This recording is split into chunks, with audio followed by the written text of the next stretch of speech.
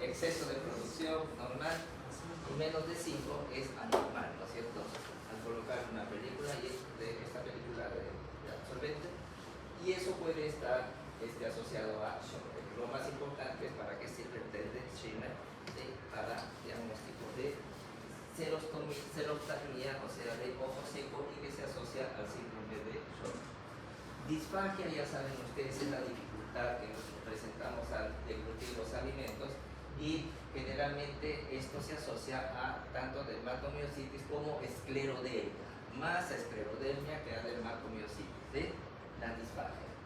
Anoten esto, ¿no es cierto? Y fotosensibilidad es esas pacientes que son incapaces de tolerar la radiación ultravioleta de 200 a 90. Miren, aparecen estas lesiones. No es cualquier lesión, no es cuando uno va a la playa y se pone chatón, no son lesiones realmente ampulares o urticarias, o sea, son lesiones relativamente graves.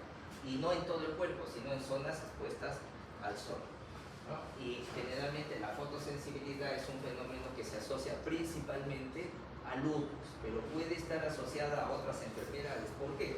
Porque muchas de estas enfermedades comparten anticuerpos. Entonces, en realidad, las clasificaciones aquí son protocolares, hasta cierto punto autoclaristas. Hay 4 enfermedades que comparten los mismos anticuerpos: la artritis, el lupus, la esclerodermia, la dermatomiositis, polimiositis. Es decir, un paciente con lupus puede tener algo de otras enfermedades, y por eso es que la fotosensibilidad puede aparecer en la dermatomiositis, pero más se asocia al lupus. Para el diagnóstico de estas enfermedades usamos criterios diagnósticos, vamos sumando puntos, ¿eh? No hay un signo, es decir, exclusivo propio de estas enfermedades, para cada enfermedad, ¿sí? Eso hay que tenerlo en cuenta. Y a veces no es tan fácil hacer el diagnóstico. Talalgia es el dolor, ¿no es cierto?, que aparece en el calcáneo y estructuras vecinales por inflamación de la fascia plantar, ¿sí? Ahí está, ahí es donde refiere el paciente el dolor, ¿no es cierto? Y se pone de manifiesto simplemente al caminar, al apoyar talalgia, dolor en el talón, ¿sí? Muchas pueden ser las causas, pero lo más importante es identificar que este dolor es debido por la inflamación de la fascia plantar que se inserta en el talón. ¿Qué hay que hacer en esos casos? Primero, cambiar el zapato, un buen zapato que tenga una planta, ¿no es cierto?, suave, ¿no es cierto?, en la cual no golpee el peso. En segundo lugar, existen las taloneras de silicona, ¿sí? Si no hay plata para comprar un buen zapato, las taloneras de silicona, 5 soles, 6 soles, de acuerdo a la talla los venden, y eso evita que se traumatice, ¿no es cierto?, que golpee contra el piso.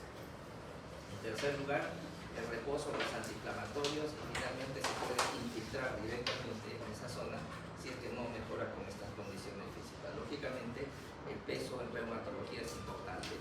Todo paciente con problemas reumatológicos y que afecte las zonas de soporte como talón, rodillas, cadera, el peso es importantísimo, por encima de la medicina. Lo hace bajar de peso y hasta vuela el paciente, ¿no es cierto? Ya no necesita. ¿Cuánto debe pesar una persona de acuerdo a su talla? Si una persona mide 1,65 m, ¿cuál es su peso ideal? ¿Cuánto debe pesar esta persona que mide 1,65 m? Si es hombre, ¿sí?, o si es mujer. Idealmente. Ya, muy fácil. Si es hombre, 65 más 5, 70 kilos. Y si es mujer, 65 menos 5, 60 kilos, ¿sí?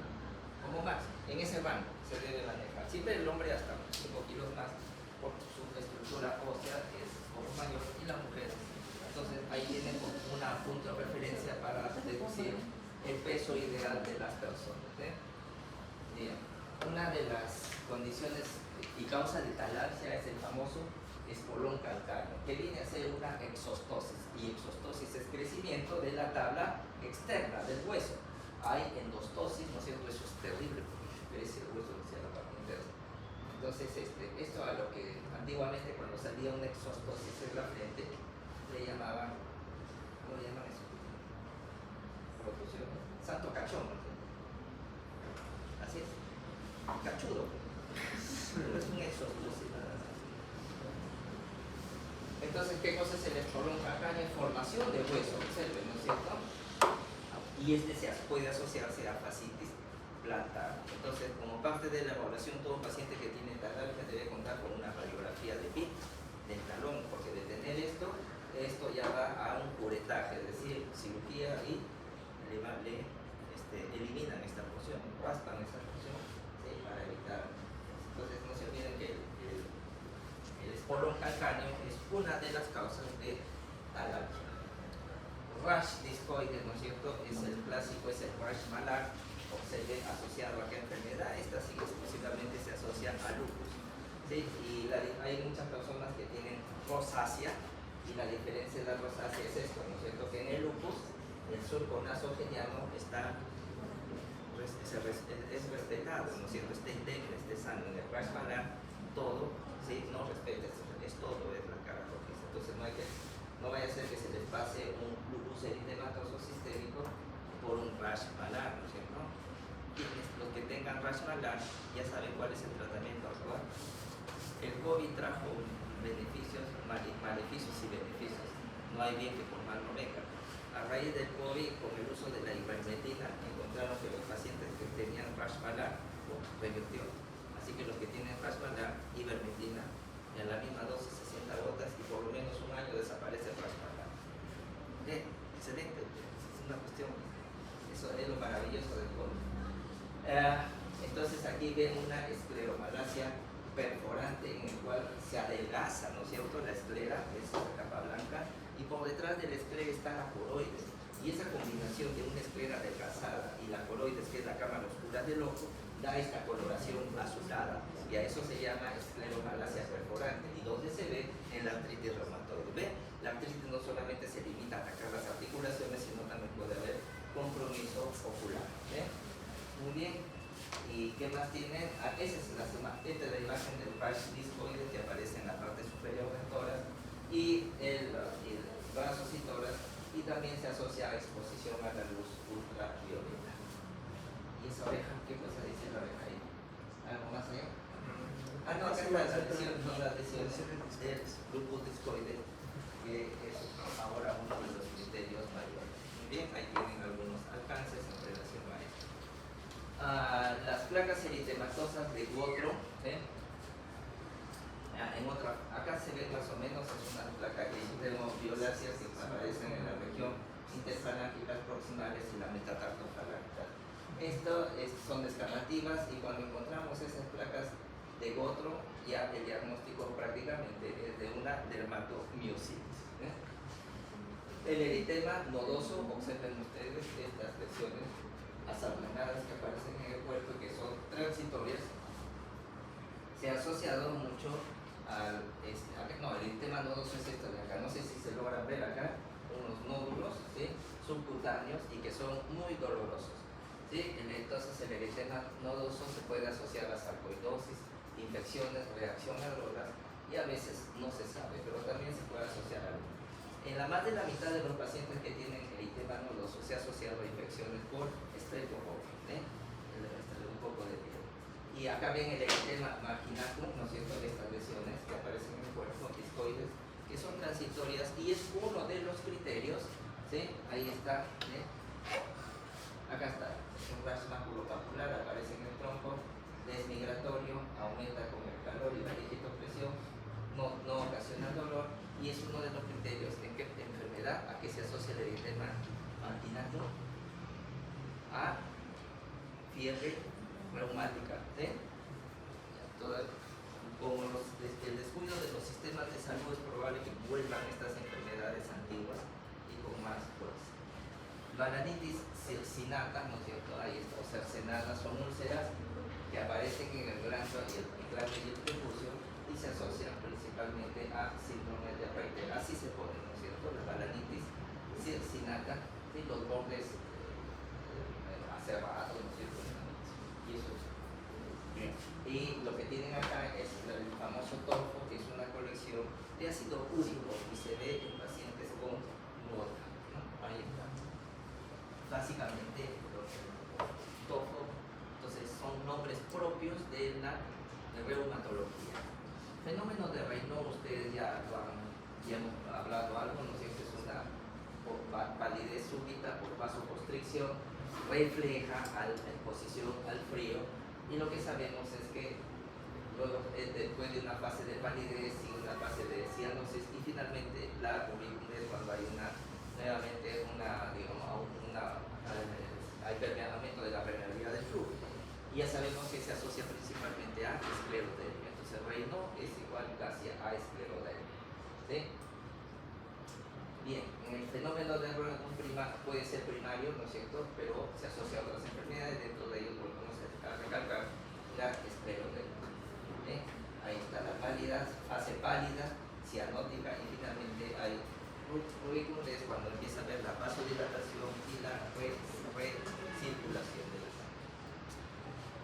Esclerodermia, ¿no es cierto?, es una enfermedad del tejido, ¿sí? Acumulación de tejido fibroso en piel y otras partes. Hay algunas enfermedades en las cuales el diagnóstico es clínico. Uno de ellos es la dermatomiositis y otro de ellos es la esclerodermia, ¿sí? La piel se acartona, especialmente en el dorso de la mano. No imposible de hacer signo del pliegue en estos pacientes porque está acartonada la piel. Pero acá, según la Asociación Americana de Reumatología y la Asociación Europea, ya se pusieron de acuerdo en 2013, propusieron los criterios de clasificación para, ¿qué cosa es? Esclerodermia, ¿no es cierto? Y síndromes esclerodíformes. Dice, esclerosis cutánea de los dedos y ambas manos que se extiende sobrepasando las articulaciones metacarpofalánticas, ¿no es cierto? O sea, no solamente es el dorso, sino sobrepasa. Y le dan un puntaje de 9 puntos. Cuando hay esclerosis de los dedos, ¿sí? 2 puntos. Cuando hay lesiones en la punta de los dedos, 2 puntos. ¿Sí? Telangiectasias, ¿sí? 2 puntos. Alteraciones capilaroscópicas, eso lo ven a través de en el lecho unguial, ¿sí? 2 puntos. Hipertensión pulmonar o enfermedad pulmonar, 2 puntos. Fenómeno de Raynaud, 3 puntos. Y anticuerpos relacionados contra el SS, anticentrómero, y el anti-esclerodermia 70 y el anti-RNA polimerasa, es 3 puntos, ¿sí? Hasta que tenga uno de ellos. No, por cada uno un punto, y si tienen los 3 puntos son más. Entonces, si ustedes suman esto, basta con 9 puntos, mayor o igual ya tienen una esclerodermia definida, pero observen, el primer criterio es suficiente para hacer el diagnóstico de esclerodermia. Por eso decimos, el más importante es la esclerosis cutánea de la piel en el dorso de las manos, ¿no es cierto? Que, bueno, una característica debe sobrepasar las articulaciones metacarpofalángeas. Criterio único, diagnóstico. Hay otros menores, importantes, pero no superan al primer criterio, ¿sí? Y la mayoría presenta el acartonamiento de la piel. Entonces, vean, entonces el diagnóstico de esclerodermia y en general de todas las enfermedades se dan por sumatoria de algunas características. Muchas de estas enfermedades se diagnostican en el tiempo porque no siempre presentan los síntomas en un momento dado. Puede terminar a lo largo de algunos años, pueden presentarse los síntomas y a veces son vistos por un médico y no da con el diagnóstico, visto por otro médico, tampoco da con el diagnóstico. Años después llega al hospital Weiss con todo, ya pues, oye, no es que sean brutos los médicos, sino que no tuvieron, ¿no es cierto?, los elementos, porque la enfermedad es así, a veces se va presentando a lo largo de los años. Por eso lo más importante con estos pacientes es tener una buena relación, explicarle bien para que el paciente lo fidelicen y en algún momento puedan llegar al diagnóstico.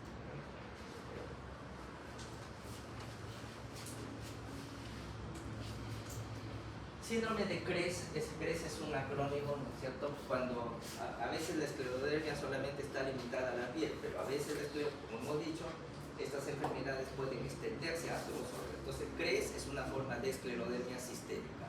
Y la C, que significa de calcinosis, depósito de calcio en la piel, ¿sí? La F, el fenómeno de Raynaud, y el compromiso vasodilatador. La D, de esofagitis, disfunción esofágica. La E, de esclerodactilia. Y T, la presencia de telangiectasia. Entonces, cuando encontramos este fenómeno, el CRES, ¿sí?, es en un paciente, los síntomas involucrados están asociados, es una forma generalizada de esclerodermia sistémica, pero tiene que tener de fondo la esclerodermia, más CRE, dice esclerodermia sistémica, ¿sí? Ahí está. Muy bien. Dice ahí, engrosamiento de la piel de las manos. Ya está. Para eso es.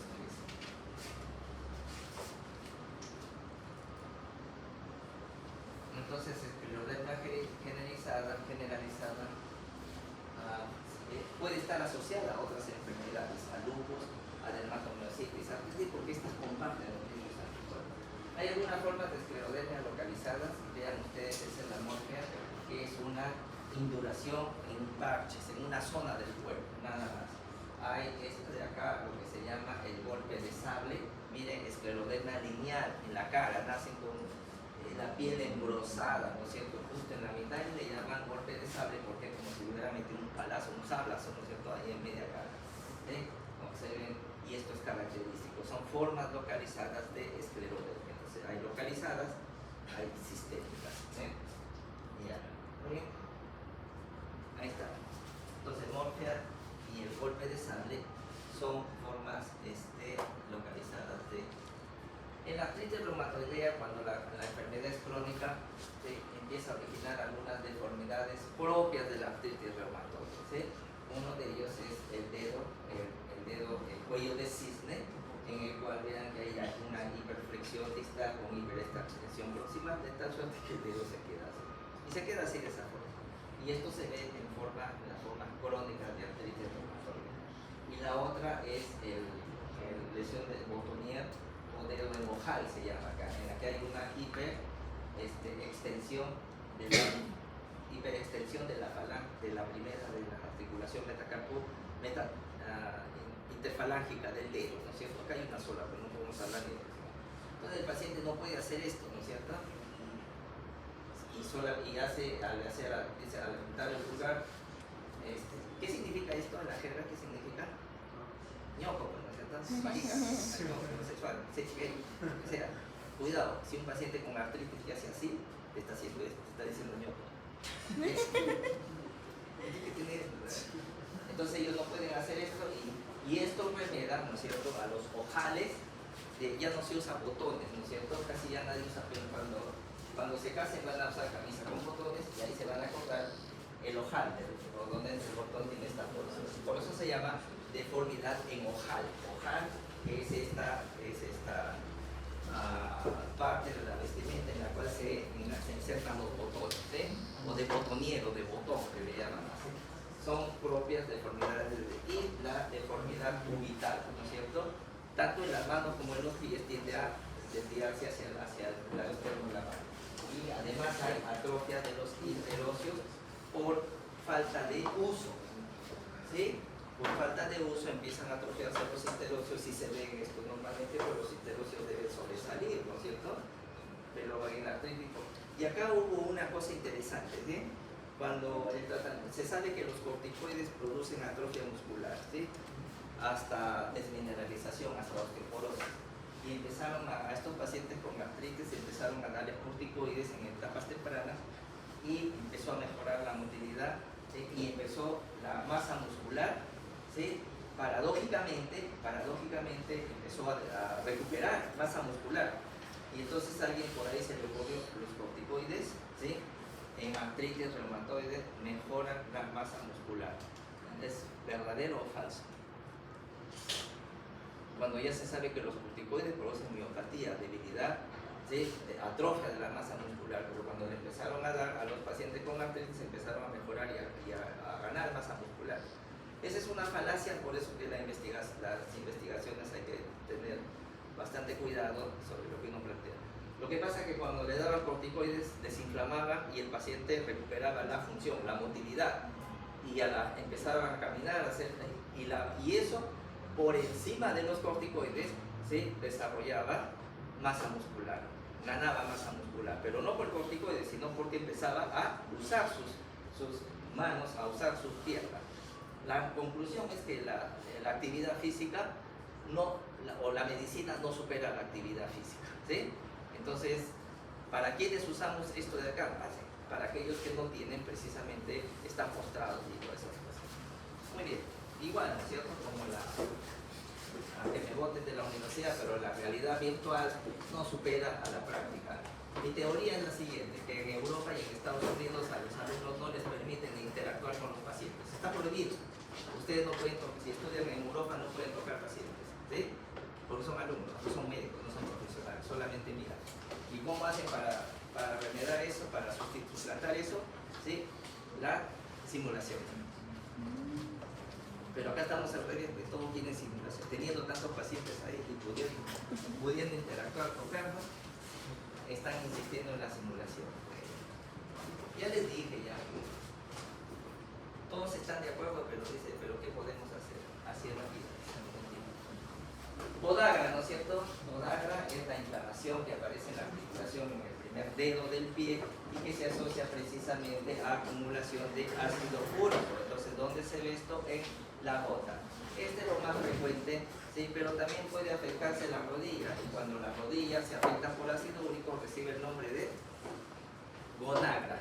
Entonces, gonagra es la inflamación ya no del pie, sino de la rodilla, asociada a acumulación de ácido úrico. Entonces, estos términos que tenemos que manejarlos porque son propios de la especialidad de reumatología. El fenómeno de patergia es una reacción inflamatoria de la piel inducida por traumatismos mínimos que produce, ahí como ven, una disrupción. Epidemia, desencadenando la aparición de una pápula pústula en la zona lesionada. Y se observa característicamente en la enfermedad de Behçet. Puede presentarse en pioderma gangrenoso y en la enfermedad de Sweet. Se conoce la etiología, pero se sabe que hay una reacción de polimorfos nucleares, ¿sí? Entonces aquí aparece una enfermedad de Behçet, ¿sí? Cuyos criterios diagnósticos son las siguientes. Debe existir 3 meses en los últimos años y debe tener úlceras genitales recurrentes, no asociadas a infección, por cierto, lesiones oculares, uveitis, células en el humor al examen con ápara de nudeo, por cierto, o sea, uveitis, anterior o posterior, lesiones cutáneas, eritema nodoso, ¿sí?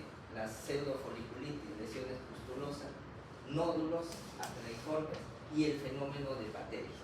Entonces, el fenómeno de patergia es uno de los criterios diagnósticos para hacer el diagnóstico de la enfermedad de Behçet. Ahí está.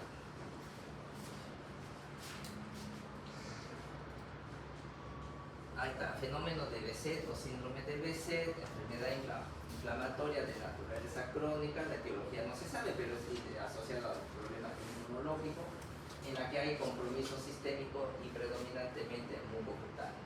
¿Cuáles son las lesiones? Ahí está, ¿no es cierto? Que ven úlceras. ¿Dónde están las úlceras? Ahí está. No lo veo bien. Úlceras genitales. Ahí están las úlceras genitales que aparecen no asociadas a infección. Úlceras orales, ¿no es cierto? El compromiso cutáneo, la patergia, y aquí tenemos uveitis, ¿no es cierto? Ahí la inflamación leída por lámpara de hendidura. Ahí está entonces la característica clásica, úlceras orales y genitales en 100% de los pacientes, ¿sí? Para la localización y 85% por...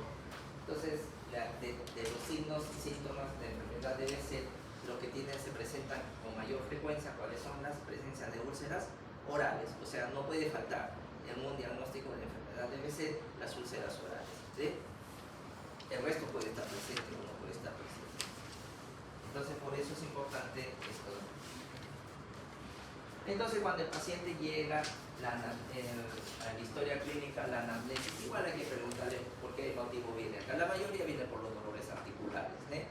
Básicamente, pero es nuestro trabajo ver si además de los dolores articulares hay compromiso extraarticular, ¿eh? Muy bien. Bueno, a veces van al oftalmólogo o un Behçet porque tiene una uveitis y el oftalmólogo lo deriva al clínico para ver si hay algo más, ¿sí? Porque ellos no. Es importante ver los antecedentes familiares, sí, pues, ¿no es cierto? Porque hay enfermedades como la osteoartritis que tiene carga familiar, ¿no es cierto? Psoriasis, diabetes, ¿no es cierto? Que guardan alguna carga familiar. Entonces, por ejemplo, dice la sacroileitis, ¿no es cierto? Con dolor e inflamación a la articulación sacroilíaca, ¿sí? Observen ustedes, normalmente esta es una radiografía normal donde la articulación sacroiliaca se puede visualizar, ¿sí? Pero acá prácticamente ha desaparecido, ¿sí? Esta línea bien definida prácticamente ha desaparecido en ambos lados de la célula. Entonces la enfermedad sacroiliitis es la que el dolor lumbar es una de las consultas más frecuentes en el consultorio médico, ¿sí? La mayoría llega porque viene con dolor en la espalda. Entonces es un dolor crónico, ya habíamos dicho, para definir dolor agudo y crónico son 12 semanas, 3 meses, ¿no es cierto? Entonces es un dolor que más allá de los 3 meses mejora con el ejercicio, pero no se adhiere con el reposo y origina básicamente limitación de la columna lumbar. No puede flexionar la columna, ¿sí? Básicamente, ¿sí? Limitación de la expansión torácica, ¿sí? En relación a su edad, ¿sí? Y los criterios radiológicos, sacroiliitis bilateral, ¿no es cierto? Mayor o igual a 2, bilateral, de grado 3, unilateral. Tienen algunas escalas ahí. Entonces, de criterio y clasificación, criterio radiológico de espondilitis anquilosante, más al menos un criterio clínico de lo que está arriba, ¿sí? O sea, el radiológico más uno. Probable, 3 criterios clínicos, 3 de los de acá, ¿sí? Y el criterio radiológico presente, pero sin signos y síntomas que satisfagan los diagnósticos clínicos. Queda como probable aquel que solamente tiene esto y no tiene los criterios clínicos. ¿Cómo medimos la expansión torácica? ¿Se acuerdan? Necesitan 1 centímetro, ¿sí? Entonces, ¿dónde se coloca el centímetro? ¿A qué nivel? ¿Cuál es el punto de referencia? Cuarto espacio intercostal. Entonces le pedimos al paciente que haga una inspiración forzada y vemos qué tanto se desplaza el diámetro de la columna, del tórax. ¿Cuánto es lo normal a nivel del cuarto espacio intercostal? ¿Cuánto debe expandirse? El centímetro.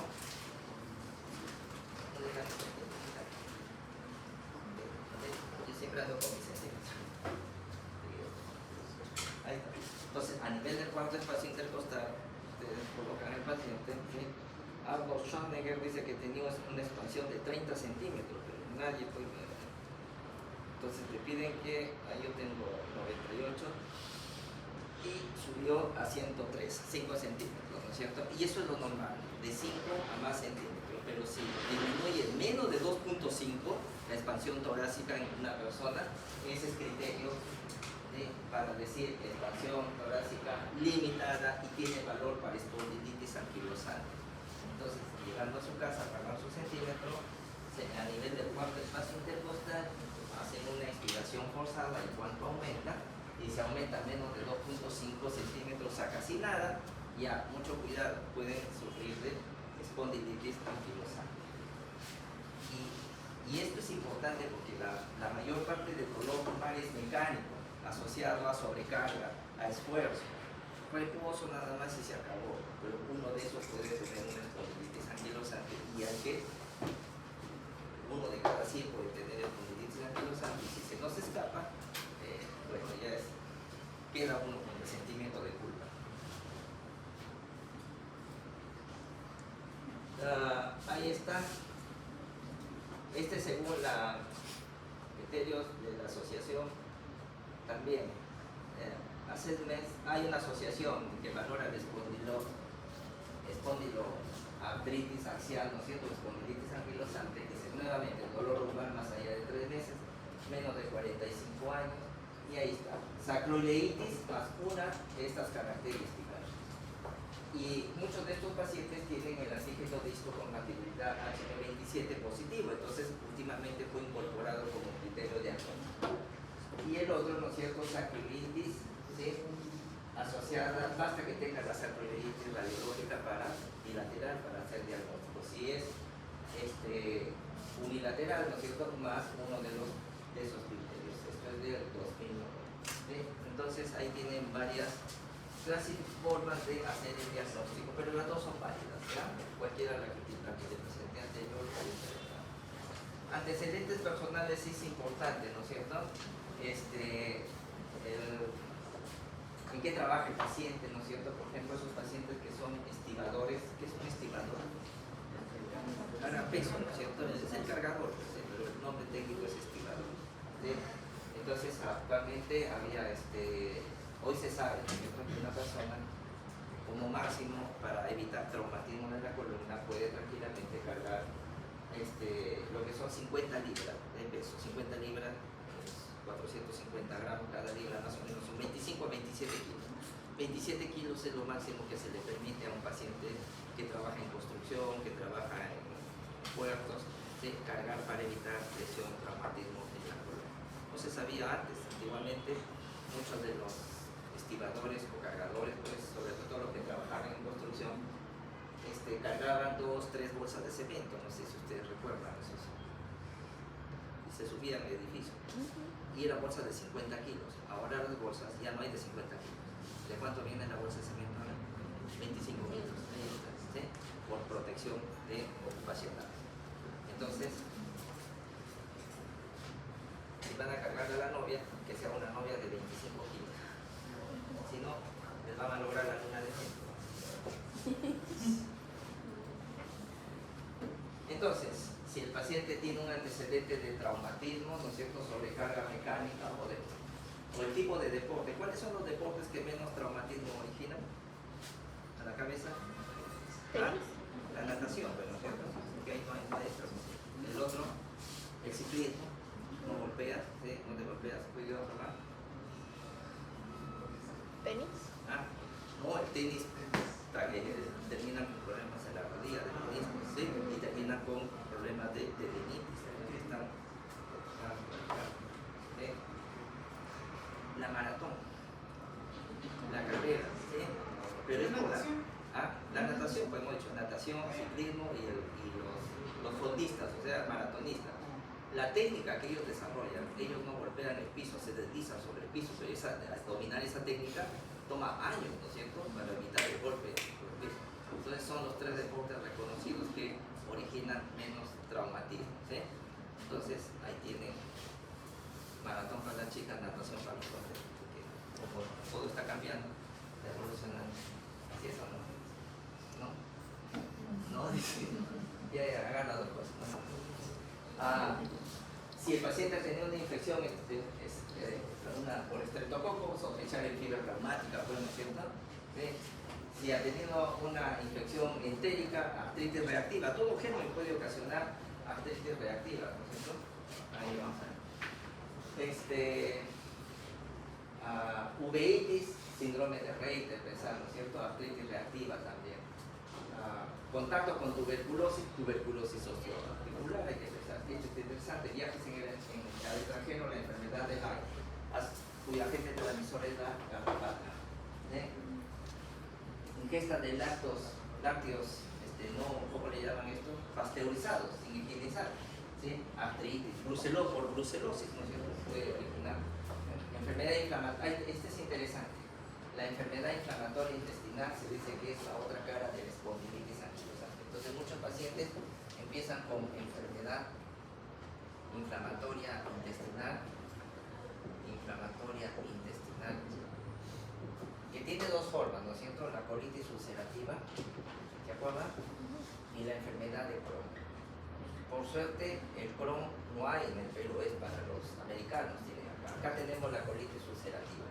Se presenta en gente joven y generalmente la supera cuando entran a la adultez, pero luego de esto desarrolla, ¿qué cosa?, la espondilitis anquilosante. Entonces se dice que son 2 caras de la misma moneda. Entonces esos pacientes que tengan ustedes con colitis ulcerativa, no los pierdan. Adviértanme que si tiene luego de que pase la colitis ulcerativa, unos años después, si empiezan a tener dolores articulares, que vuelvan a acudir al médico, porque no vaya a ser que ya esté desarrollando la espondilitis anquilosante, 2 espectros de una misma enfermedad, ¿sí? Hasta ahora se piensa que es así. Bien, ahí tienen algunos antecedentes y algunas importancias. Y hablamos de la tuberculosis, por ejemplo, un paciente que ha tenido tuberculosis puede desarrollar la tuberculosis de la osteoarticular, conocida principalmente como el mal de Pott, ¿no es cierto? Así se llama, mal de Pott. El mal de Pott.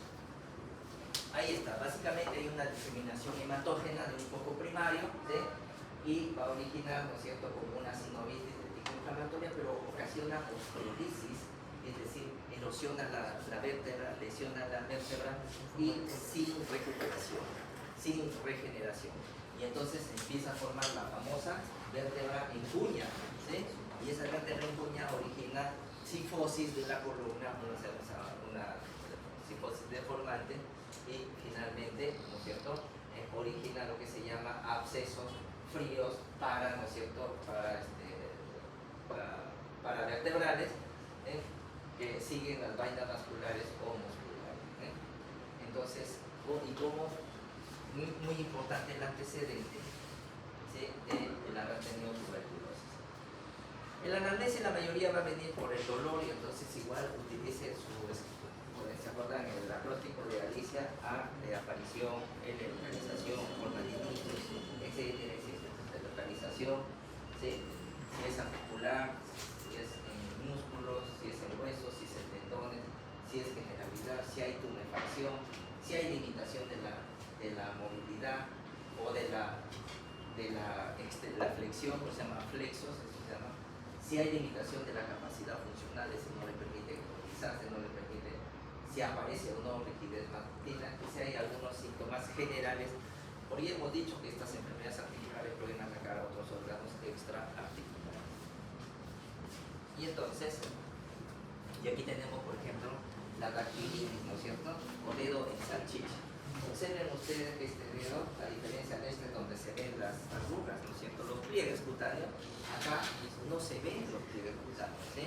Y ahí está, a eso llamamos, ¿no es cierto?, dactilitis o dedo en salchicha, ¿sí? Es un rasgo clínico de las enfermedades espondilopáticas, especialmente el artritis psoriásica, cuando vean este dedo en salchicha. Pero puede aparecer en otras enfermedades, como en tuberculosis, como en sarcoidosis, ¿eh?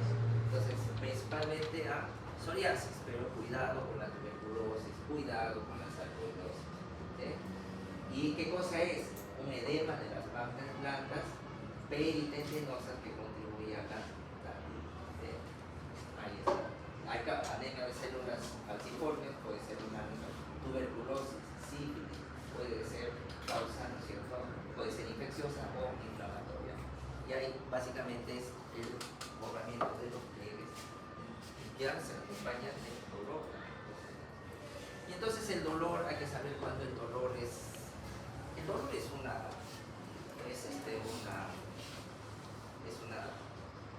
sensación, ¿no es cierto?, desagradable, pero que tiene finalidad, tiene propósito. ¿Cuál es el propósito? Nos advierte que puede haber un daño real o potencial, ¿no es cierto?, que algo está pasando.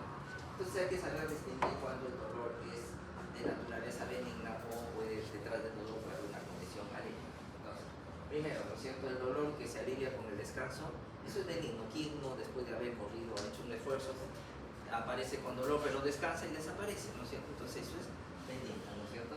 Pero un signo de alarma es el dolor, que al contrario, ¿no es cierto?, mejora con la actividad, ¿no es cierto?, y está presente durante el reposo, todo lo contrario, ¿sí? O sea, que en el reposo duele, pero cuando empieza a caminar, mejora. Ese es un dolor que puede ser no tan benigno, ¿ya?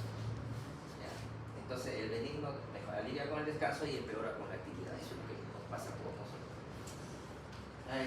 Si aparece a la última hora del día, después que uno ha trabajado, pues sí, es necesario que te duela para que descanses, ¿eh? En cambio, al contrario, cuando aparece, cuando recién te despiertas y apareces con dolor y rigidez en las articulaciones, eso indica de que puede ser algo, un dolor no tan benigno, y generalmente se asocia a, por ejemplo, artritis reumatoide. El dolor nocturno que se alivia con analgésicos simples y masajes, igual nos pasa a todos, ¿sí? Llega la noche con dolor en la espalda, todo, ¿sí? Ya, un analgésico y a dormir, ¿no es cierto? O te metes una botella de cerveza y se pasa todo, ¿no es cierto? Pero el dolor nocturno que no se alivia ni con, y al contrario, porque el masaje se agrava, ¿sí? Ese hay que tenerlo en cuenta, puede ser malo. Ausencia de inflamación articular. Aquí hay lo que se llama sinovitis. ¿Y cómo reconocemos una sinovitis? Nosotros podemos palpar nuestros huesos, los huesos totales de la piel. Acá se deja de palpar el hueso y aparece como un colchón, digamos, ahí, ¿no es cierto? La hiperlaxitud articular, es decir, los dedos son flexibles, eso es benigno, pero cuando hay rigidez, ¿sí?, eso es, digamos, de carácter signo de alarma. Ausencia de hipersensibilidad cuando haces digitopresión sobre los huesos, no lo hay, en este sí lo hay. Y la fuerza, conservada en los dolores benignos, en cambio acá empieza a aparecer debilidad muscular. Entonces, estas características nos indican que este dolor puede estar asociado a procesos reumatológicos de tipo inflamatorio. Lo otro es lo normal. Y esto es importante, ¿no es cierto? Porque a veces nos llaman, mijito, dice, está con dolor, le duele. Ya, lo primero que ha estado haciendo, ha estado corriendo, mira, si ya no jodas, que descanse tu hijo y no pasa nada, ¿sí? ¿O no? Es que nos van a llamar, la familia, ya que es médico, y a veces no saben, nos van a llamar a veces, pregunten, ¿no es cierto? ¿A qué hora le apareció el dolor? ¿Qué estuvo haciendo? ¿No es cierto? Mucho se habla de la enfermedad de Kawasaki, ¿no es cierto? Es una enfermedad sistémica, ¿no es cierto? En la cual ahí está presencia de fiebre más de 5 días, ¿no es cierto? Y debe tener 4 de los 5 criterios. Cambios en extremidades. En la fase aguda, eritema de las palmas, ahí está, está la marca, manos y plantas, edema en manos y pies. Y en la fase subaguda, descamación de los dedos de la mano y los pies. Se le está pelando las manos, a cuidado, no vaya a ser un Kawasaki. La mayoría de veces es por una dermatitis de contacto. El niño está jugando, ¿no es cierto? De repente con detergente, con cemento, ¿sí? Y es algo alérgico y se empieza a descansar. No vaya a ser un Kawasaki. ¿Sí? Hay un exantema polimorfo. ¿Dónde está el exantema polimorfo? No aparece por ahí. Vamos por ahí, lo vamos a hacer. 3. Inyección conjuntival bilateral, los ojos rojos se ponen, ¿sí? 4. Cambios en la mucosa oral y los labios, fisuras, lengua frangosada o hiperemia faríngea, se pone roja la lengua, empiezan a aparecer fisuras, no sé si se ve ahí. Y 3. Adenopatías cervicales mayor de 1.5 centímetros, ¿no es cierto? Esa es la famosa enfermedad de Kawasaki, generalmente asociado a procesos inmunológicos en niños, ¿no?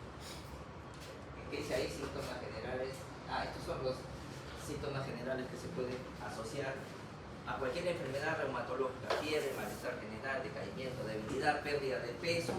Pueden asociar a una patología reumática como la artritis juvenil, la artritis reumatoide, lupus, vasculitis, enfermedad de Kawasaki, y estamos obligados a sospechar una infección o un proceso tumoral, que está los criterios para la enfermedad de Kawasaki que se ve en otros síntomas generales. Ahí está la alopecia, la pérdida del cabello, la presencia de aftas, ¿sí?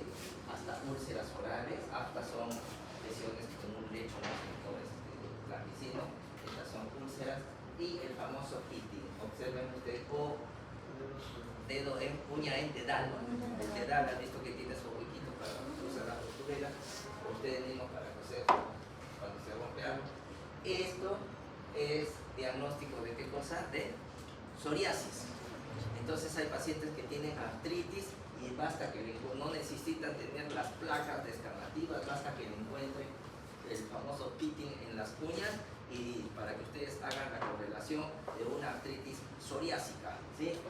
Solamente viendo las uñas. Por eso que el paciente hay que revisarlo siempre de pies a cabeza, porque ahí puede estar el diagnóstico tan simple como el examinar. Ahí está, ¿no es cierto? Es de la definición de, ¿cómo se llama esto de acá? No, sí, no es de acá, ahí está. Reticular, ¿no es cierto? Cutis reticular o piel reticular. Miren cómo se forma la piel, ¿sí? Como si fuera marmoleado, ¿no es cierto? Fenómeno vascular por dilatación de capilares en vena, que da un aspecto reticular de color violáceo en las extremidades, similar al pardo, ¿no es cierto? ¿Sí? Por eso se le conoce como cutis marmota. Se ven algunas enfermedades reumatológicas, por ejemplo el lupus, ¿sí? Pueden encontrar esto de acá. ¿Sí? Miren cómo se forma esto de acá. No asustarse, no es un problema tanto local, sino puede obedecer a un fenómeno sistémico. Y el signo de Gottron, que son pápulas y placas violáceas, que hemos dicho se asocian a dermatomiositis. No sé si acá tengo una imagen, ahí está, así se ve el signo de Gottron, ¿sí? Ahí se ve clarísimo, ¿sí? Máculas, ¿cierto? Eritematosas, violáceos que se descaman y aparecen en la articulación, sobre las articulaciones metatarsofalángicas y en las interfalángicas proximales. Y observen ustedes el eritema, ¿sí? Violáceo que se forma, ¿no es cierto?, alrededor de los párpados, ¿sí?, llamado también ojos de mapache. Estos dos signos se ve en la dermatomiositis, de polimiositis. Basta que encuentren estos de acá para decir que el paciente tiene dermatomiositis. No necesitan hacer otra prueba cuando encuentran estos signos en dichos pacientes.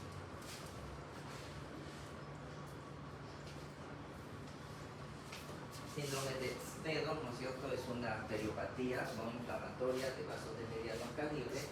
Ya, ahí está, lívido reticular. Entonces, la cutis marmota también se le conoce con el nombre de lívido reticulares. ¿Sí? Ahí está, esto de acá. ¿Sí? También se le conoce con el nombre de lívido reticulares. ¿Sí? Ya.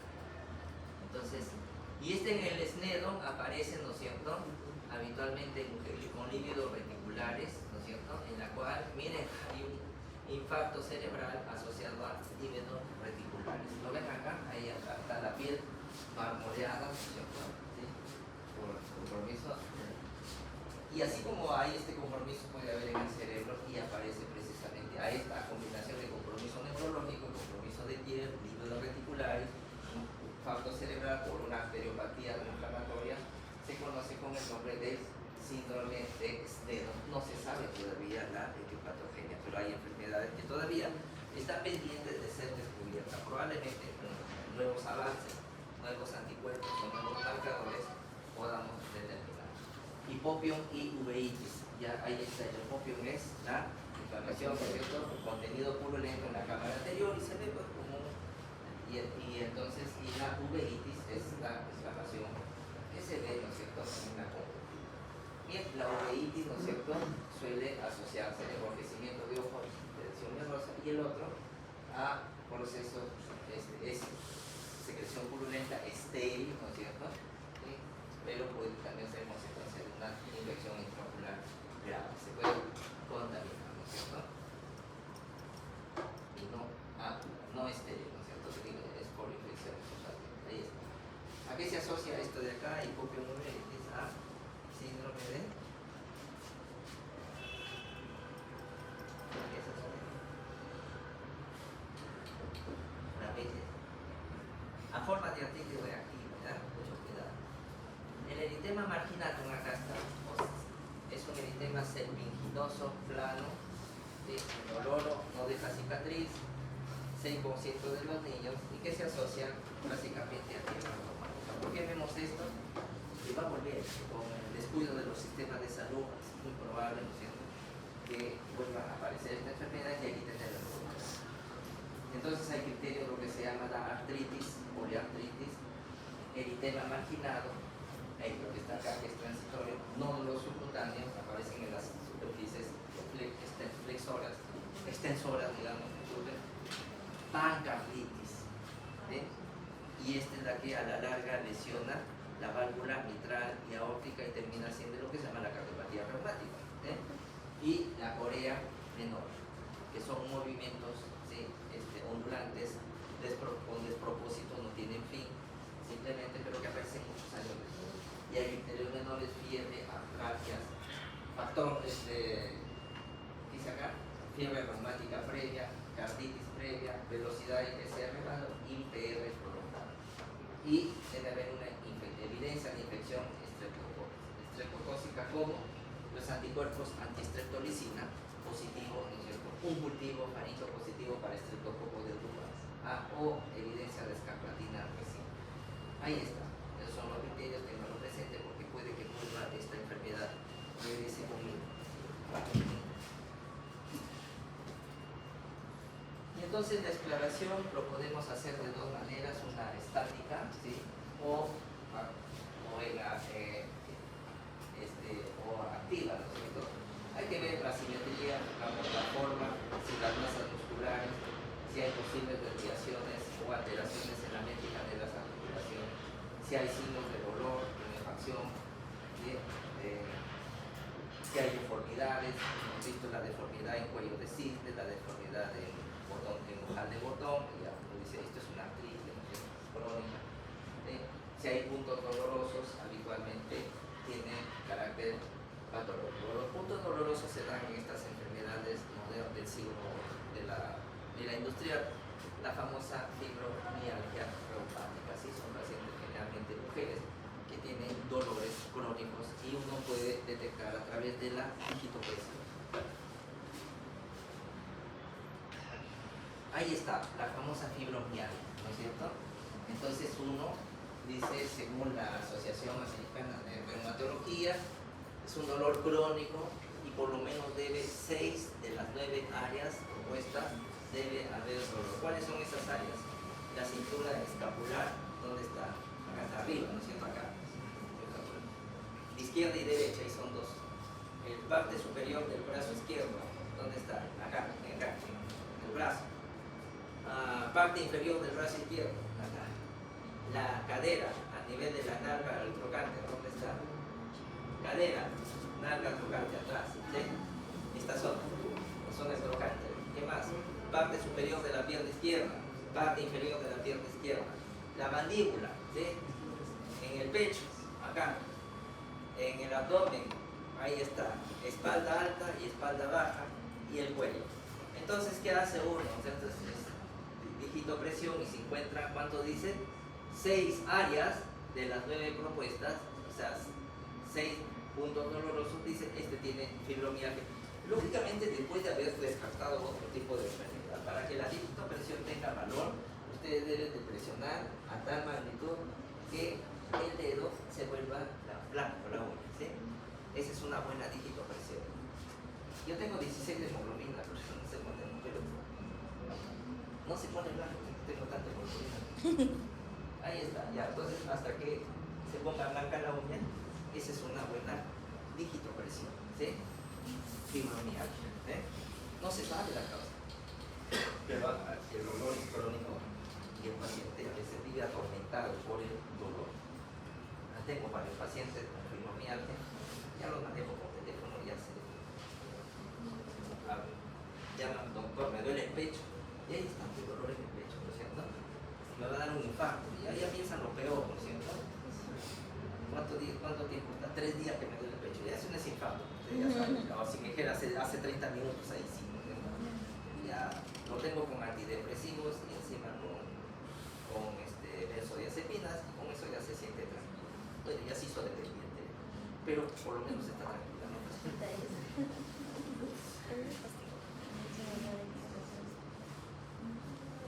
Ahí está, el diagnóstico de fibromialgia debe cumplir los siguientes criterios. Índice de dolor 7 o más, ¿no es cierto? Se decía 6, ahí está, más de 6 es 7, ¿no es cierto? Y escala de gravedad, ¿no es cierto? De mayor de 5. Ahí está, dolor generalizado en 4 de las 5 áreas, síntomas de haber estado, o si tiene menos de 7 puntos dolorosos, ya dicen, ya. Dolor, si tiene menos de 4 de los 5, menos 3 meses, quiere sacar el diagnóstico de debe ser considerado exclusión de no excluye otras enfermedades clínicas importantes.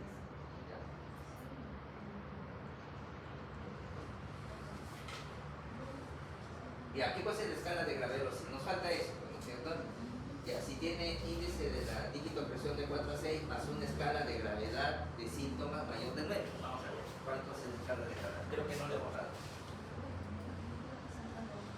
Ahí están las áreas de dolor y ahí está la escala de gravedad de los síntomas. Ya. Ese es cuando no cumple los 7 puntos, 7 puntos dolorosos. Entonces, si tiene cansancio, sueño no reparador, ¿sí? Debe ser valorado en la última semana con una escala 0, no 1 es leve, 2 moderado y 3 persistente o limitante. Ahí está la escala de valoración. Entonces, si suman eso y tiene más de 9 puntos, menos de 7 puntos de presión, pero tiene una escala de más de 9, dice fibromialgia, ¿sí? Ahí está. Y básicamente tiene que ver con la calidad de vida, si afecta o no su calidad de vida de la fibromialgia. Ya está. Ahí se los dejo para que se diviertan y vean reumatología. Luego hay que ver la movilidad. movilidad, si es pasiva, activa, si aparece o no dolor. ¿Sí? Y a la exploración física hay que explorar pues, de pies a cabeza, la columna cervical. Pero generalmente uno explora por lo que el paciente viene, ¿no es cierto? Pero en fin. En la columna hay que ver los movimientos, si hay la flexión, ¿no es cierto?, hacia adelante, extensión, rotación y lateralización del cuello. ¿Sí? En decúbito supino, la rotación cervical moviendo la cabeza 90 grados de derecha hacia izquierda. Esto sí es interesante en la articulación temporomandibular, ¿sí? Si hay dolor a la palpación, si hay limitación dolorosa o no de la apertura. Generalmente dice, para tipos, ¿cuánto es una apertura normal? ¿No es cierto? Ahí está. Uno puede meter dos, segundo, tercer y cuarto dedo. Si entra a la boca, eso es normal. ¿Sí? Si no entra eso, entonces eso se llama microstomía, ¿no es cierto? ¿Así es? Sí, ¿no es cierto? Cuando esa es más o menos la medida, ¿no es cierto? Ahora, pero el dedo, pues, ¿qué tamaño es? Si es el dedo, si son los dedos de un enano, ¿sí? Se supone que es una persona normal. Si no entran 2, 3 y 4 dedos, se llama microstomía. Vean que esto es bastante relativo, pero microstomía, y la microstomía, ¿no es cierto?, se asocia a esclerodermia. Ahí está. Esclerodermia, ¿sí? Si hay chasquido al mover, o si hay asimetría facial, o retrocratia, ¿sí?, o falta de crecimiento.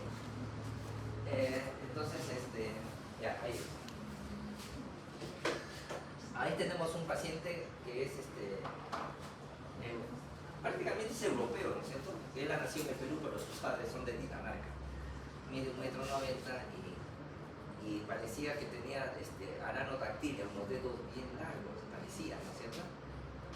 Pero cuando lo comparé con mi mano, yo tengo los dedos más largos. Lo que pasa es que su mano es flaca, delgada, entonces parecían aparentemente dedos largos. ¿Sí? Entonces, ese era uno. Por eso en lo relativo, y hay que usar algunos factores. Segundo y tercer dedo. Imagínense un médico que sea cachastanista, que tiene dedos de salchicha. Ni un dedo menos. En el hombro, ¿no es cierto? Es una de las articulaciones que más usamos y que más se afecta, ¿no es cierto? Entonces puede ocasionar un recordatorio de las articulaciones y hay que evaluar los movimientos del hombro. La abducción es esto, ¿no es cierto? ¿Sí? Y abducción hacia arriba también. Abducción puede ser hacia atrás, hacia abducción o hacia adelante. Entonces estoy hacia dentro y hacia afuera, hacia abducción. Hay que evaluar esos movimientos normales, ¿no es cierto? Hay que la rotación externa, ¿no es cierto? Rotación externa y la rotación interna. La rotación externa es esto, rotación interna es hacia atrás, ¿no es cierto? Con una lesión crónica que sube. Y ahí está la famosa maniobra de Apple. La maniobra de Apple que evalúa la rotación, abducción hacia adentro y rotación externa, abducción y rotación interna, disculpen, y externa hacia acá. ¿Sí? Estos son movimientos normales que hay que evaluar en todo paciente. Cuando llega con dolor y la circunvolución, que es todo, ¿no es cierto? 180 grados. Y entonces, aquí está. Cuando el paciente llega, ¿no es cierto? Y dice, y cuando hace esta maniobra, ¿no es cierto? Entre los 60 y 100 grados y aparece dolor, ¿no es cierto? En el hombro, ya, diagnóstico. El supraespinoso se ha lesionado. Diagnóstico de lesión del supraespinoso. Puede haber una bursitis, o sea, de la cubierta de la cápsula, puede haber, pero eso entra en el diagnóstico diferencial.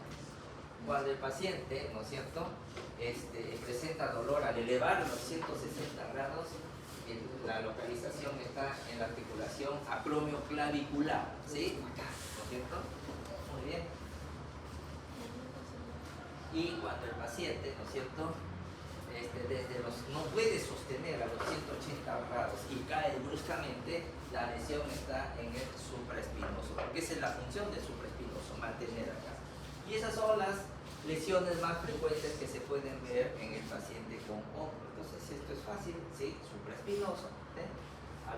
Dolor a los 160 grados, articulación acromioclavicular, y al dolor a los 190, de los 60 y 100 grados, ¿no es cierto? Dolor en el, ¿qué habíamos dicho? En el también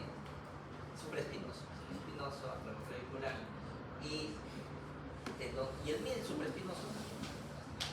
Ahí está, la maniobra de Yerganson, ¿no es cierto? ¿En qué consiste? Simplemente tú le pides al paciente que haga una rotación externa, pero tú le pones resistencia. Y al hacer esto, si hay dolor en la región del bíceps, compromiso de la porción larga del bíceps. No, tú te dices, haz este movimiento, ya hacia afuera, rota hacia afuera, pero tiene que estar doblado, sí, no, doble el codo, ya, ahora sí, rota hacia afuera, no hacia afuera, a eso, ahí, le pones resistencia y si hay dolor en el brazo, a ver, rota hacia afuera, ya, eso es, ya, rota hacia afuera, hay dolor en el brazo, no hay, lo siento, ya, hace esta maniobra, ya, hay dolor, no hay, quiere decir que bíceps, que es el que más frecuente se lesiona, ¿no es cierto? En el brazo está. Para eso es la maniobra de Yerganson, ¿sí? Ahí está, ahí lo han marcado el dolor, dónde debe aparecer, ¿no es cierto? En el bíceps. Muy bien, ¿qué es lo más frecuente? En el síndrome del hombro doloroso, entonces, en realidad, como su mismo nombre, es un síndrome y puede haber muchas causas, ¿no es cierto? Una artritis glenohumeral, ¿no es cierto? Puede haber una capsulitis adhesiva, ¿sí? Y eso ya se llama hombro congelado, si quiere uno pierde la motilidad. Patología del manguito del rotador, tendinitis del bíceps largo, para eso la maniobra de Yerganson, que es la más frecuente, ¿no es cierto? Pinzamiento subacromial, ¿no es cierto? Ya tiene que ver con la articulación, o puede haber ruptura del tendón del supraespinoso. Hoy contamos con la ecografía y la ecografía rápidamente te puede detectar que el músculo está lesionado, pero tiene Yerganson y tienen las maniobras para la motilidad del hombro. Ahí está. La muñeca ya hemos visto, ¿no es cierto? El síndrome del túnel carpiano, y aquí están las principales causas endocrinológicas, hemos dicho, hipotiroidismo, artritis es la condición nuevamente más frecuente. ¿Estás anotando lo que va a venir? Eso es fácil. Ya. No he escrito el secretario, ¿verdad? La cadera. Puede haber limitación dolorosa a la rotación interna, que es el caso de sinovitis. Para eso utilizamos la maniobra de rolling. ¿En qué consiste? Ahí está. Imagínense que la pierna es un rodillo, ¿no es cierto? Entonces la rotamos. Y si hay dolor, ¿no es cierto?, a la rotación interna, ahí está ya el problema de sinovitis de la cadera, tanto la derecha como la izquierda. Imagínense que es un rodillo, lo hacemos rodar sobre el eje. Entonces, esta maniobra es para el caso de sinovitis de la cadera. Bien. Articulación sacroiliaca, la columna sacra. Para evaluar la columna sacra, el paciente dice, no hay duda si es la región lumbar o el área sacra, y ahí está la maniobra de Faberé. La maniobra de Faberé, ¿no es cierto?, es las iniciales de flexión, abducción, rotación externa en decúbito subtipo. Entonces, aquí está para la articulación. Entonces, miren ustedes, le piden al paciente primero que doble la rodilla, así, ¿no es cierto?, estando echado. Con esta mano le fijan la cadera para que haga contrarresistencia y presiona la articulación de la rodilla. Si el paciente requiere dolor atrás, sacroileitis, en este caso sería del lado derecho. Lo mismo hacen para el lado izquierdo, fijan la cadera y hiperextienden la cadera. Si aparece dolor en la parte posterior, positivo para sacroileitis desde el punto de vista clínico. Si toman una radiografía, que van a encontrar las articulaciones sacroiliares borradas, ¿no es cierto? No se va a poder distinguir la línea articular. Entonces, maniobra de Faberé es para sacroileitis. ¿Estás anotando lo que va a llegar exactamente? No, esta vez va a venir así. ¿Para qué sirve la maniobra de Yerganson? ¿Para qué sirve la maniobra de Faberé? ¿Sí? Y cómo se hace la maniobra de Faberé, esas cosas, porque eso es lo que tienen que ustedes hacer en el examen. Eso va a venir esta vez, así de fácil. Igual el test de Schober, ¿sí? Es para ver la funcionalidad de la columna, la flexibilidad de la columna, ¿sí? Test de Schober. Entonces, ustedes ubican las espinas ilíacas, ahí está. Espinas ilíacas postero-superiores y trazan una línea, ¿sí? Luego, ¿no es cierto?, mide 10 centímetros, a partir de aquí hasta acá, 10 centímetros. Y luego le piden al paciente que se flexione la cadera. Y normalmente se debe extender más allá. Este punto que han marcado en 10 centímetros debe desplazarse hasta los 15 o más centímetros. Eso es de simple. espinas ilíacas posterior inferiores, 10 centímetros, marcan y le piden al paciente que flexione. Y ese punto debe de correrse por lo menos 5 centímetros. Si es menos de 5 centímetros, entonces decimos que es un test de Schober positivo, ¿no es cierto? Que hay rigidez, y ese es criterio diagnóstico para limitación funcional de la columna en espondilitis anquilosante. Entonces, ¿para qué utilizamos el test de Schober? Para valorar la flexibilidad y descartar en problemas de espondilitis anquilosante. Ahí está. ¿Está difícil esa pregunta? No, no está difícil, ¿no es cierto? Si se equivocan, problemas de la rodilla, ¿no es cierto? Hay que evaluar al paciente si hay tumefacción articular, ¿no es cierto? Las masas, ¿sí? Si hay problemas con la flexión, ¿sí? Muy bien. Entonces, aquí ustedes ven, a veces observen ustedes, esta rodilla está normal y esta rodilla se ve compacta. Entonces nosotros queremos ver si es que hay o no líquido articular o no, o es edema periarticular. Entonces, para eso utilizamos el signo del peloteo rotuliano o del balón, ¿no es cierto? Miren, ¿en qué consiste? Fijamos la articulación y lo único que hacemos es presionamos la patela, ¿no es cierto? La rótula hacia el fondo, ¿sí? Si hay líquido, entonces van a sentir que la patela desciende y choca con el hueso. El signo del témpano le llaman, ¿sí? Y si no, simplemente no se desplaza la patela, ¿sí? Entonces el signo del peloteo rotuliano o del balón o del témpano, ¿para qué? Para descartar si hay derrame articular a nivel de la rodilla, ¿sí? Le dicen a su profesor que les práctica que les haga valorar esto de acá, ¿sí?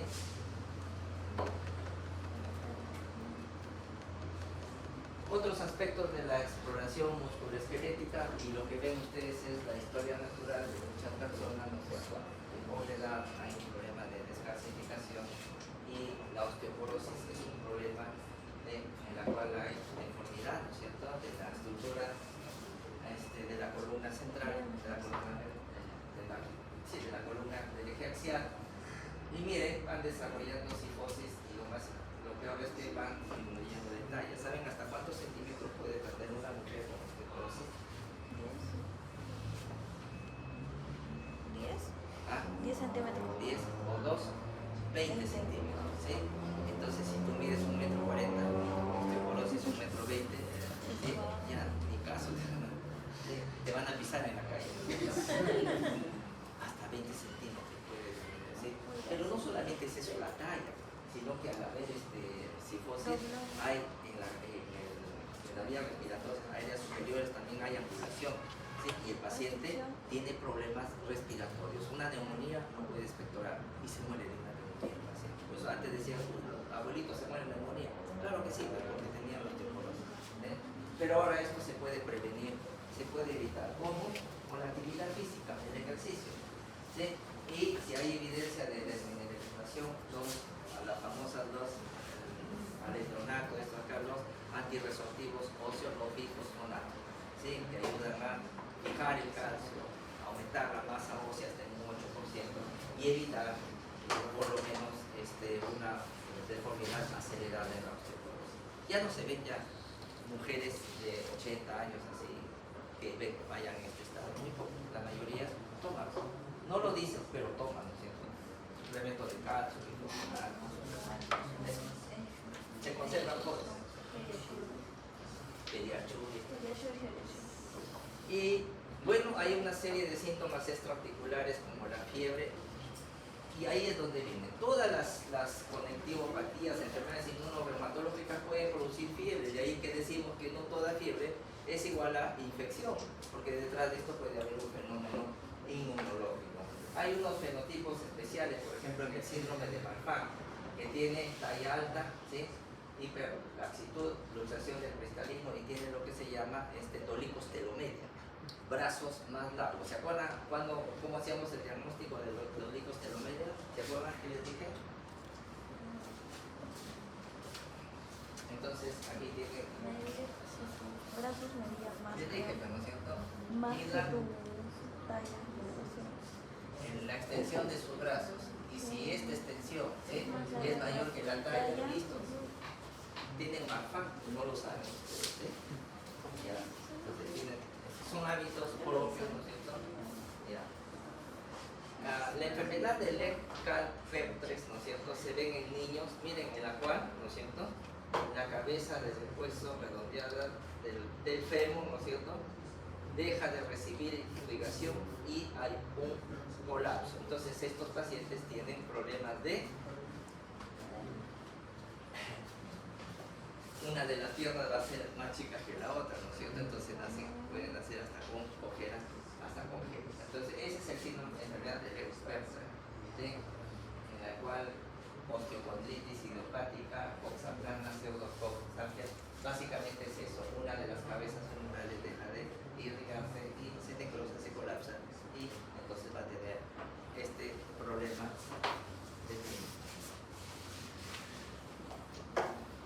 En piel y mucosa ya hemos visto, hay que ver, por ejemplo, si hay alopecia, básicamente se asocia a lupus, si hay aftas genitales,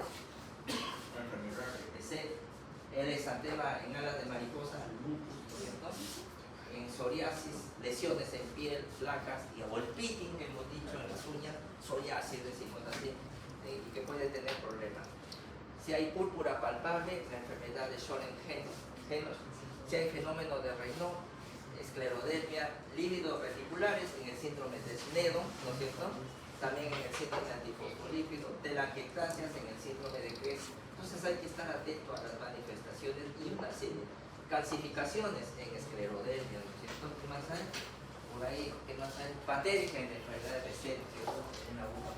Úlceras digitales, lupus, esclerodermia, nódulos subcutáneos, artritis reumatoidea, vasculitis, poliarteritis, artritis reumatoidea, fiebre reumática también aparecen nódulos subcutáneos, y así por el estilo. Vamos viendo más, ahí les dejo algunas más. A nivel de ojos, uveitis, ¿no es cierto? En artritis juvenil, la anterior aguda, enfermedad de Kawasaki, conjuntivitis en Reiter, escleras azules, la osteogénesis imperfecta, ¿en dónde? En artritis reumatoide, ¿no es cierto? Ahí está. Hipopio en enfermedad de Bechet. Bien.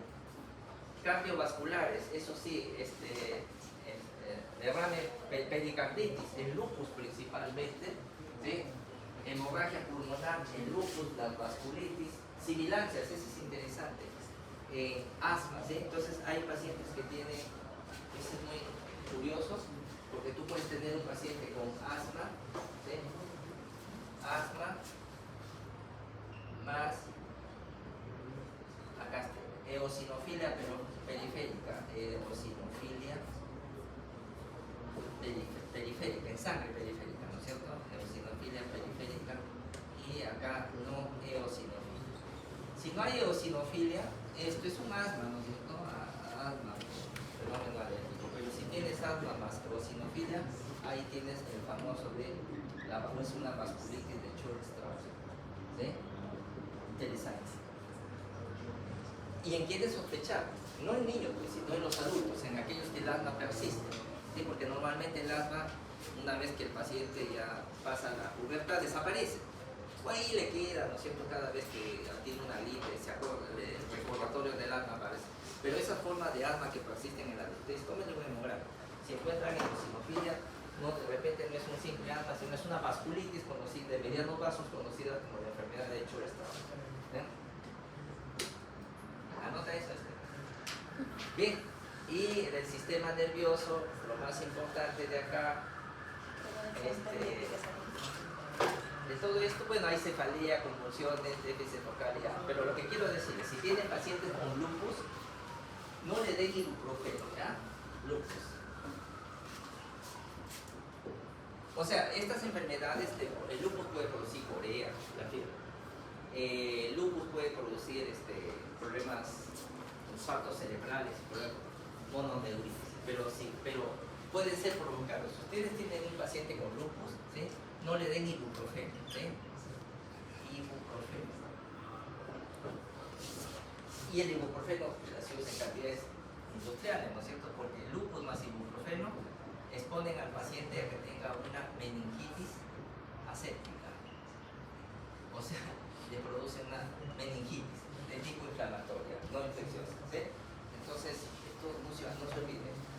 Llega un paciente con lupus, está con dolores, no le den ibuprofeno, porque se han descrito casos de meningitis por el ibuprofeno, que reacciona para todo.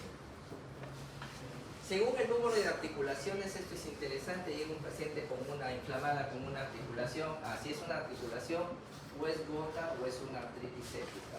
Si viene con 2 a 4 articulaciones, es una artritis reactiva o un Pfeiffer.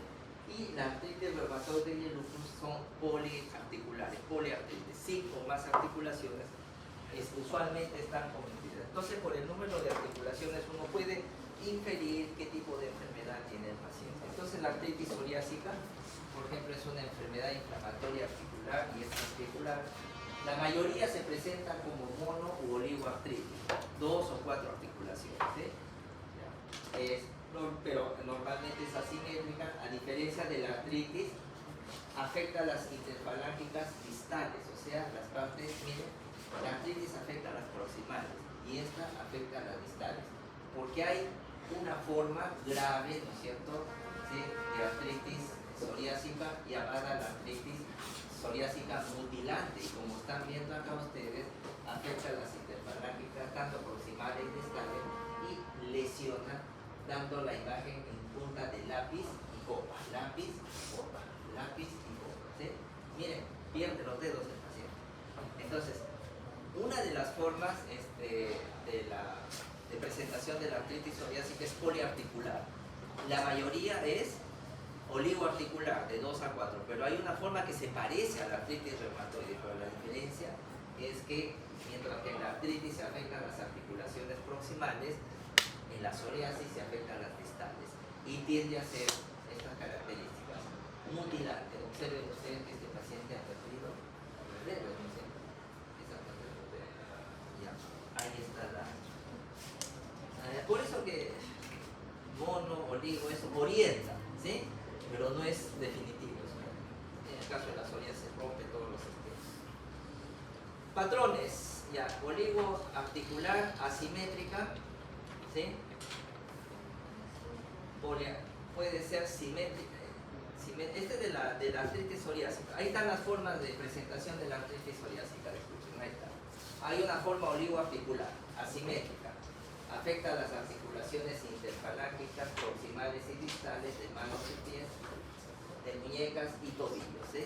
Las dos, las distales y proximales. Hay una forma simétrica similar, ¿sí?, salvo que no tiene factor reumatoideo y no tiene nódulos. Hay una afectación predominantemente distal, ¿sí?, con elevada incidencia con alteraciones en las uñas.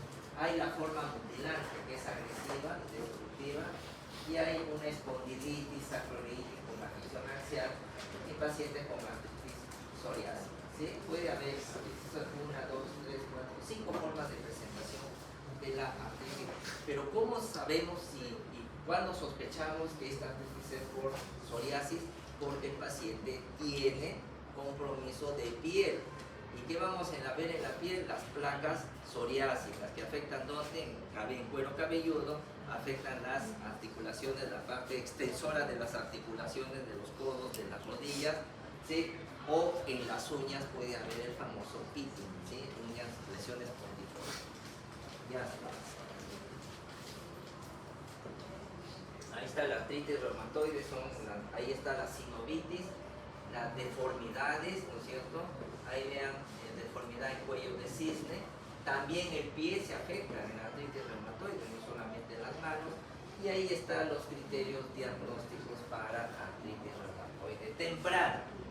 Esta es la que nosotros usamos nuevamente, ¿sí? Hay una serie de acumulación de puntos. Esto sí tienen que saberlo, ¿sí?, porque es lo más frecuente en el mundo. Y esto va a venir el examen, cuáles son criterios, cuáles son criterios. No la puntuación, sino cuáles son. Saber reconocerlo. Entonces, afección articular, ¿no es cierto? Miren, si bien es cierto, es una afección que ataca a pequeñas articulaciones, pero a veces puede debutar con una articulación. Y cuando debuta con una articulación, la artritis reumatoidea, ¿saben ustedes cuál es la articulación que se afecta con más frecuencia? La rodilla.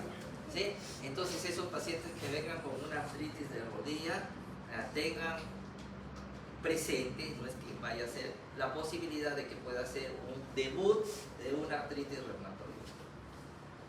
2 a 10 articulaciones grandes le dan un punto, de 1 a 3 pequeñas 2, 4 a 10 y más de 10 5 puntos, porque la artritis reumatoide principalmente ataca articulaciones pequeñas, cuáles son las de la mano, la muñeca, ¿sí?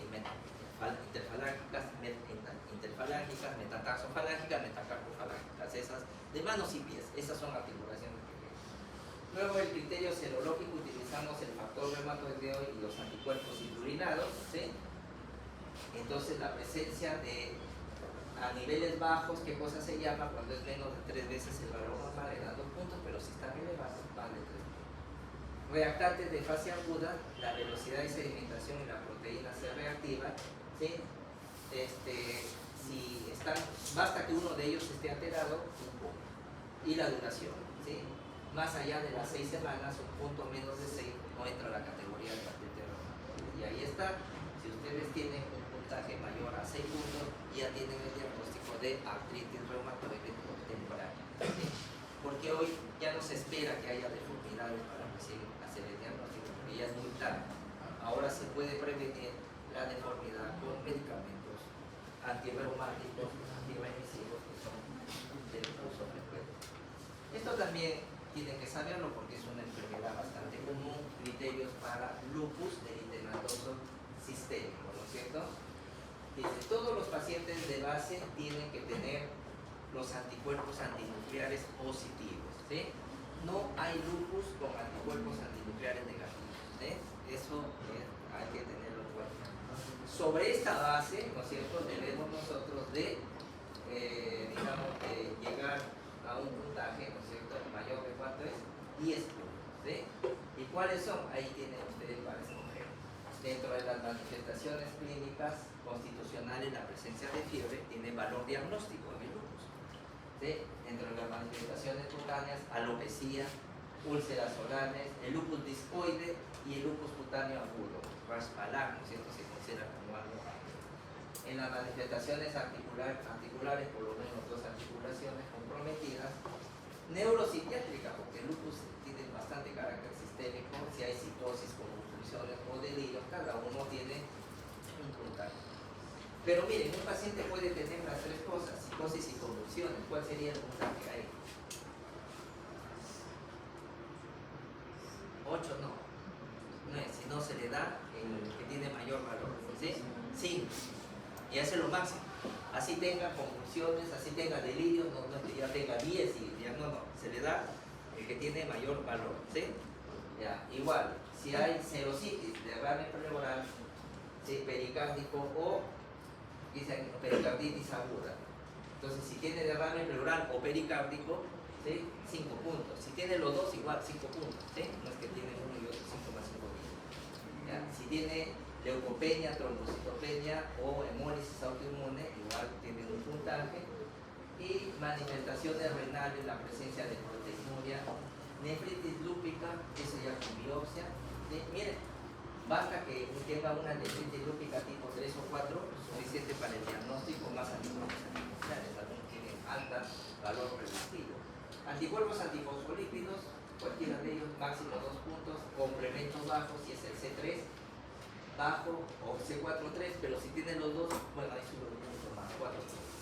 Y algunos anticuerpos menores como el anti-DNA de doble cadena o nativo, 6 puntos, y el anti-SMIN, 6 puntos. Entonces, pero de fondo no se olviden, los anticuerpos antinucleares tienen que estar presentes, si no, no es lupus, ¿ya? Y esto por malas experiencias que ha habido, no solamente en el Perú, en Estados Unidos también. Ha habido reportes de casos de pacientes que tenían, ¿no es cierto?, artritis, entonces decían artritis, ¿dónde está artritis? Sinovitis, 6 puntos, ¿no es cierto? Derrame pleural, 5 puntos, 6 y 5, 11.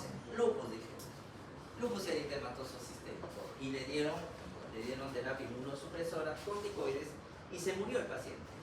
Y cuando le hicieron la necropsia, tenía tuberculosis. La tuberculosis da derrame pleural, ¿sí?, la tuberculosis da artritis, También, ¿no es cierto? Entonces, cuando vemos artritis asociada a tuberculosis, ha tenido problemas.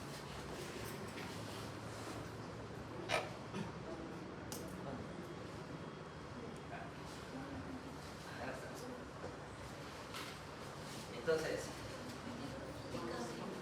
ahora que la mota es muy grande,